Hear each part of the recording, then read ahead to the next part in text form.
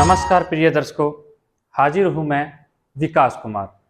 आज आप सबके सम्मुख मैं एक अद्भुत विषय लेकर हाजिर हुआ हूं, जिसका नाम है ज्योतिष का सादृश्य सिद्धांत। अगर हमने ये जान लिया अपनी जन्म कुंडली के अंदर, या जब भी कोई जातक अपनी कुंडली का अध्ययन कर रहा हो, या किसी भी कुंडली का अध्ययन कर रहा हो, या कुछ ज्योतिष के बारे में सीखना चाह रहा हो, तो उसमें बेहद ही महत्वपूर्ण ये विषय है, सादृश्य सिद्धांत। अब इसका महत्व क्या है? जो सादृश्य सिद्धांत है, इससे हम क्या देखते हैं चीजों से, इस पे मैं 2 से 3 वीडियो लेके आऊंगा और आपको समझाऊंगा कि हमें क्या देखना होता है। लेकिन जो आज मैं आपको बता रहा हूं, इसमें यह है कि 2 भावों से, क्योंकि कुंडली के अंदर जो एक भाव नहीं, 2 भाव एक दूसरे से रिलेटेड हैं। अगर हम उनको समझ लेंगे कि कुंडली के अंदर कौन कौन सा भाव एक दूसरे से जुड़े हुए हैं, तो हम बहुत हद तक अपनी कुंडली या किसी के बारे में भी, या जो ज्योतिषी सीख रहा है वो, या जो सीखना चाह रहा है उसके लिए बेहद ही आसान हो जाएगा। अगर अभी तक आपने चैनल को सब्सक्राइब नहीं किया है तो चैनल को अवश्य सब्सक्राइब कर लीजिएगा, क्योंकि ऐसी वीडियोस, ऐसे कार्यक्रम मैं आपके लिए लेके आता रहता हूं। चलिए, अगर आपका भी कोई सवाल है तो कमेंट के माध्यम से पूछना मत भूलिएगा। मैं आपका कमेंट जरूर अपनी वीडियोस में लूंगा और आपके सवाल का जवाब जरूर दूंगा। जो आज का सवाल है हमारा ये है कि वो कौन से भाव हैं जो एक दूसरे से जुड़े हुए हैं, जो एक दूसरे से संबंधित हैं। चलिए जानते हैं। अगर किसी भी जातक या कोई भी कुंडली हो, अगर धन भाव का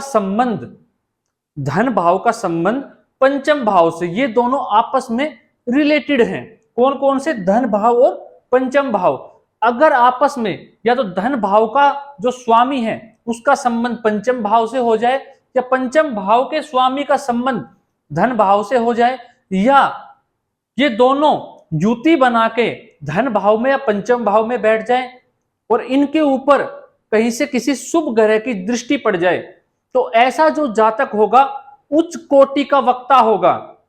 उच्च कोटि का वक्ता होगा। क्यों? धन भाव हमारा वाणी का भाव, धन का भाव खाने पीने का, कुटुंब का भाव, पंचम भाव हमारे ज्ञान संतान का। तो मतलब जब वाणी और ज्ञान का जब संयोग होगा तो ऐसा जातक उच्च कोटि का वक्ता होगा। अपने भाषण शक्ति उसकी इतनी जबरदस्त होगी कि वो अपनी भाषण शक्ति से, अपने वक्ता से सबका दिल मोहित कर लेगा, जीत लेगा, और अपने भाषण से वो इतना मान सम्मान कमाएगा, इतने पैसे कमाएगा कि कोई हद नहीं है। तो ऐसे ही ये जो 2 भाव है, इनका क्या हुआ? सादृश्य सिद्धांत, मतलब 2 भावों का आपस में संबंध हुआ। अगर आपकी भी कुंडली में ऐसे ही संबंध बनता है तो आप देख लीजिए। दूसरा हमें क्या देखना है? दूसरा कौन सा भाव जो दूसरे से रिलेटेड है, वो कौन से 2 भाव है? अगर धन भाव का संबंध लाभ भाव से हो जाए, ये दोनों भाव आपस में एक दूसरे से संबंधित है।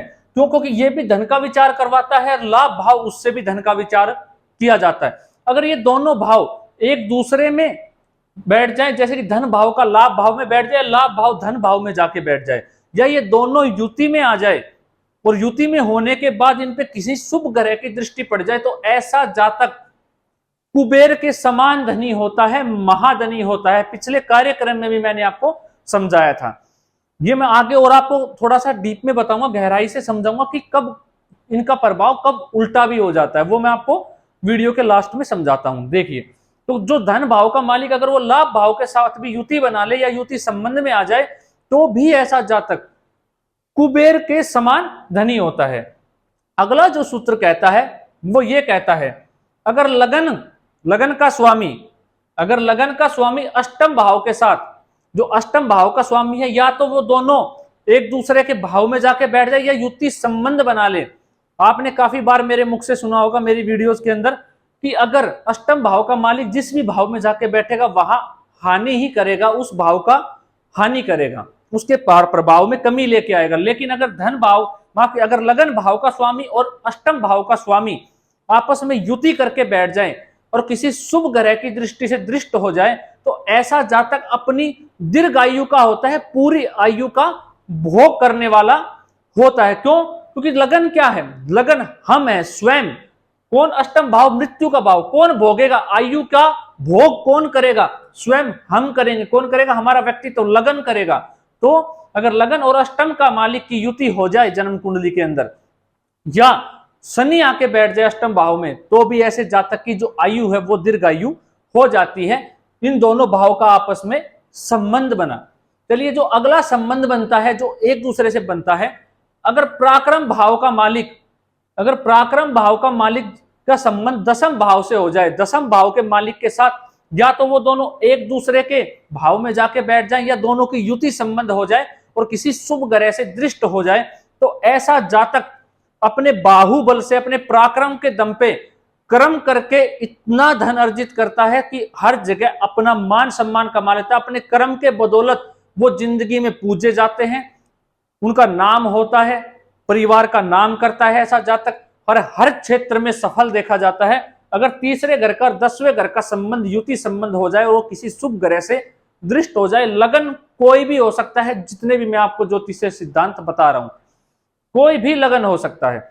अगर ऐसे ही आपकी कुंडली के अंदर, हमने जाना ये, अगर ऐसे ही लगन का स्वामी तीसरे घर के स्वामी के साथ युति बना ले, कौन? पराक्रम और लगन, व्यक्तित्व हमारा, तो ऐसा जातक जब भी लग्नेश का पराक्रम का संबंध बनेगा, कहां बनेगा? किसी भी भाव में बनेगा, और क्या रहेगा? उन पे किसी शुभ ग्रह की दृष्टि पड़ जाए, या तो लगन का मालिक पराक्रम में चला जाए या पराक्रम का लगन में आ जाए ऐसे, या लगन का पराक्रम का मालिक कहीं भी युति बना के बैठ जाए कुंडली के अंदर, किसी भी भाव में जो मैं आपको बता रहा हूं ये, और उन पे किसी शुभ ग्रह की दृष्टि पड़ जाए, तो ऐसा जातक, लगन कौन? स्वयं हम, पराक्रम, पराक्रम शौर्यवान करके अपने बाहुबल पे ऐसा जातक सदैव पराक्रम करने वाला रहेगा। क्यों? क्योंकि लगन जो है उसके बाद अगर दूसरा, अगर हम किसी को लगन मान सकते हैं अपनी कुंडली के अंदर, तो पराक्रम भाव को मान सकते हैं, क्योंकि शौर्यवान कौन करता है? हम स्वयं करेंगे। तो इसीलिए यह भी बहुत महत्वपूर्ण भाव होता है जन्म कुंडली का, पराक्रम भाव भाग्य के सामने होता है, और कुंडली में तीसरा भाव होता है जो शौर्य का भाव होता है। ऐसा जातक जब भी ये युति होगी कुंडली के अंदर, जबरदस्त रिजल्ट, उसके परिणाम देखने को मिलेंगे। अपने सिर्फ वो पराक्रम, अपने बाहुबल, अपनी बुझाव के दम पे ही कुछ अर्जित करना चाहेगा। अगर उसको कोई ऐसे दे देगा, जैसे कि उदाहरण से समझिए, अगर आपको कोई आके कुछ पैसे दे रहा है कि आपको पैसों की जरूरत है, उस समय आपको कोई आके पैसे दे रहा है, तो काफी लोग क्या होते हैं, पैसे ले लेते हैं। लेकिन जो ऐसा व्यक्ति होगा, आप आजमा के देखिएगा, वो पैसा कतई नहीं लेगा, वो कहेगा नहीं मुझे नहीं चाहिए, मैं स्वयं अपने दम पर कर लूंगा। तो ये है ज्योतिष से सिद्धांत। अब मैंने आपको ये सब कुछ बताया कि कौन सा भाव किस भाव से जुड़ा हुआ है। जो आखिरी है, अगर भाग्य भाव का संबंध पंचम भाव से हो जाए, या पंचम या भाग्य भाव की युति हो जाए दोनों की, और किसी शुभ ग्रह से दृष्ट हो जाए, तो ये ऐसा जातक महान भाग्यवान, धर्म से जुड़ा हुआ, भगवान में विश्वास रखने वाला, अपने कार्य क्षेत्र पे आगे बढ़ने वाला, अपने पिता का मान सम्मान करने वाला, उच्च शिक्षा प्राप्त करने वाला, ज्ञानी, महाधनी ऐसा व्यक्ति होता है। जब पंचम, ये क्या है? ये दोनों एक दूसरे से संबंध रखते हैं। ये दोनों भाव जो है, पंचम भाव कौन सा है? ज्ञान का, शिक्षा का। नवम भाव भाग्य का। जब हम सिद्धांत लगाते हैं ज्योतिष का, भावत भावम का, तो क्या होता है? नौवे से नौवा धर्म का भाव। अगर हमें उस भाव के बारे में गहराई से जाना, तो हम क्या करते हैं? 9 से 9 घर आगे बढ़ेंगे। ये ज्योतिष का सिद्धांत है। तो जब हम ये बढ़ेंगे, तो अगर पंचम नवम की युति हो जाए, तो मैंने आपको बताया महाज्ञानी, महाधार्मिक विचारों का ऐसा व्यक्ति होता है। तो इन भावों का अगर कुंडली में संबंध हो, किसी शुभ ग्रह की दृष्टि हो, तो ऐसा जातक सब कुछ प्राप्त कर लेगा। अगर कहीं ये युति हो, लेकिन अगर पाप ग्रह भी साथ बैठ जाए, सुनिएगा प्रिय दर्शकों, मैंने आपको पहले बताया था, अगर ये युति बनती हो दोनों भावों की आपस में, अगर उसमें पाप ग्रह साथ बैठ जाए और किसी पाप ग्रह की दृष्टि हो जाए, तो इस जब ये युति बन जाएगी, जैसे कि धन और लाभ भाव के स्वामी युति बना के बैठे और किसी पाप ग्रह भी उसके साथ आ जाए जो उस कुंडली में कारक ना, और किसी पाप ग्रह की दृष्टि पड़ जाए, तो ऐसा जातक तरस जाएगा धन के लिए, उसको लाभ पाने के लिए तरस जाएगा जिंदगी में। ऐसा जातक दर दर की ठोकरें खाता फिरेगा, कुछ भी हासिल नहीं होगा, बिल्कुल बर्बादी की ओर रहेगा। उसको धन के लिए आजीवन प्रयत्न करता रहेगा, लेकिन धन उसके पास कभी नहीं आएगा। मैंने अभी तक आपको क्या बताया था, अगर ये दोनों ग्रहों जो युति बनती है उनके ऊपर किसी पाप ग्रहों की दृष्टि पड़ जाए, तो युति पे पाप ग्रह की दृष्टि पड़ने से योग तो भंग होता है, कमी आती है प्रभाव में। अगर उनके साथ कोई पाप ग्रह भी बैठ जाए, पाप ग्रह की दृष्टि भी पड़ जाए, तो मतलब क्या होगा, बिल्कुल ही खत्म कर देगा उन चीजों को, उस भाव से संबंधित जो सुख है, जो भी चीजें हैं, उनको बिल्कुल जीरो कर देगा। चलिए, अभी मैंने आपको बताया ये कैसे होता है। एक और बात प्रिय दर्शकों मैं आपको लास्ट में बता देता हूं, जो भी जिस भाव का कारक होता है उस पर भी मैं वीडियो पहले ही बना चुका हूं, आप सब देख लीजिएगा अगर आपने नहीं देखी है तो। कोई भी जिस भाव का भी जो ग्रह कारक होता है इस कुंडली में, किसी भी कुंडली में 1 से 12 लगन तक कोई भी कुंडली हो, अगर पंचम भाव का कारक गुरु होता है, नवम भाव का कारक गुरु होता है, धन भाव का कारक गुरु होता है, लाभ भाव का कारक गुरु होता है, अगर इनमें से कोई भी पराक्रम भाव का कारक मंगल होता है, ऐसे ही सारे ग्रहों के कारक मैंने आपको बताया। अगर कुंडली के अंदर आपको किसी भी चीज का विचार करना है, अगर आपकी कुंडली के अंदर मान लेते हैं भाग्य भाव के बारे में आप जानना चाहते हो कि आपका भाग्य कितना स्ट्रोंग है, 1 से 12 कोई भी राशि लिखी हो सकती है, कोई भी लगन हो सकता है आपका।